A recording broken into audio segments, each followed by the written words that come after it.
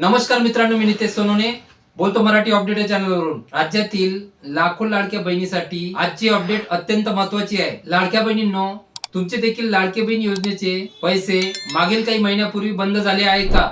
जर हो तर तुमच्यासाठी ही एक शेवटची संधी आहे। तुमचे पैसे पुन्हा चालू करण्यासाठी तुम्हाला काही कागदपत्र जमा करावी लागणार आहे। ही कागदपत्र कुठे जमा करायची, कोणाकडे द्यायची आणि प्रक्रिया काय आहे, हे सर्व आपण आजच्या व्हिडिओमध्ये पाहणार आहोत। सर्वात आधी तुम्ही जर चॅनलवर पहिल्यांदा आला असेल तर चॅनलला सबस्क्राईब करून ठेवा, कारण असेच नवनवीन व्हिडिओ मी तुमच्यापर्यंत पोहोचवत राहील।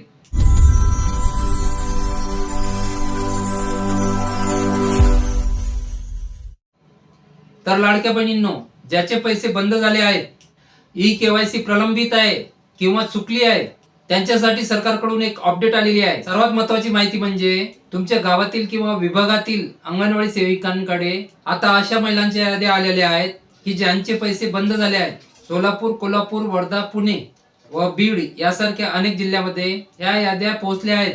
त्यामुळे तुम्हाला सर्वात आधी तुमच्या अंगणवाडी सेविकेकडे जाऊन त्या यादीत तुमचे नाव आहे का हे तपासावे लागेल। जर त्या यादीत तुमचे नाव असेल तर तुम्हाला अंगणवाडी सेविकांकडून एक विनंती अर्ज मिळेल। तो अर्ज तुम्हाला व्यवस्थित भरून द्यायचा आहे। या अर्जासोबत तुम्हाला खालील कागदपत्रे जोडणे आवश्यक आहे। तुमचे आधार कार्ड, तुमच्या पतीचे किंवा वडिलांचे आधार कार्ड। लक्षात ठेवा, तुम्ही फॉर्म भरला होता, ज्याचे नाव दिले होते म्हणजे पती किंवा वडील त्यांचेच आधार कार्ड चालेल। भाऊ, आई किंवा मुलांचे आधार कार्ड चालणार नाही।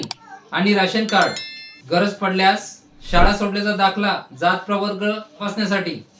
ही सर्व कागदपत्रे तुम्हाला अंगणवाडी सेविकांकडे जमा करायची आहे। अंगणवाडी सेविका तुमची माहिती तपासतील, त्या खात्री करतील की तुमच्या घरात 4 चाकी वाहन नाही ना, आणि वार्षिक उत्पन्न 2.5 लाखापेक्षा जास्त नाही ना, किंवा कुटुंबात कोणी सरकारी नोकरीवर किंवा टॅक्स भरणारे नाही ना। ही सर्व माहिती बरोबर असल्यास त्या तुमची ई-केवायसी पूर्ण करतील आणि तुमचे बंद झालेले पैसे पुन्हा सुरू होतील। आता एक महत्त्वाचा मुद्दा, जर तुम्हाला अंगणवाडी सेविका म्हणाल्या की आमच्याकडे अशी कोणतीही माहिती नाही किंवा त्यांनी सहकार्य केले नाही, तर तुम्हाला तुमच्या पंचायत समितीमध्ये जावे लागेल।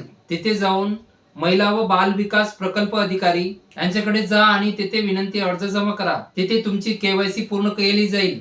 तर लक्षात ठेवा, ही शेवटची संधी आहे। फक्त ज्या महिला खरंच पात्र आहेत की ज्यांच्याकडे 4 चाकी गाडी नाही किंवा जे टॅक्स भरत नाही, त्यांनीच हा अर्ज करावा। तुमच्या भागात अंगणवाडी सेविका कागदपत्र घेत आहेत का हे आम्हाला कमेंट करून नक्की सांगा। आणि ही माहिती जास्तीत जास्त बहिणीपर्यंत शेअर करा। आणि अशाच महत्त्वाच्या अपडेटसाठी मराठी अपडेट या चॅनलला सबस्क्राईब करून ठेवा। तर भेटूया पुढच्या व्हिडिओमध्ये। धन्यवाद। जय हिंद, जय महाराष्ट्र।